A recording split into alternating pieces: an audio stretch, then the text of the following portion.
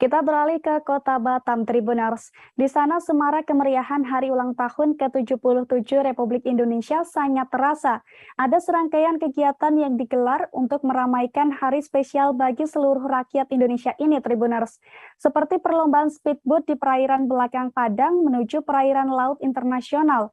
Lantas bagaimana kemeriahan di sana akan dilaporkan oleh rekan Beres Lumban Tobing dari Tribun Batam. Silakan rekan Beres.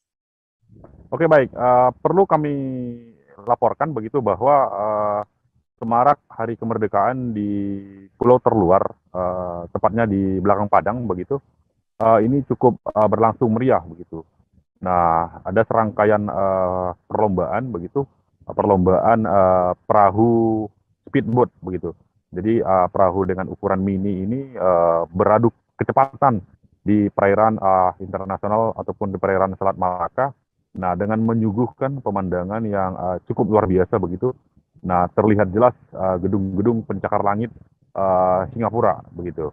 Nah, perlombaan ini digelar memang untuk semarak Hari Kemerdekaan yang digelar oleh masyarakat sekitar yang memang notabene berada di pulau terluar dan disupport langsung oleh tokoh-tokoh masyarakat pulau terluar seperti Hasim dan lainnya begitu.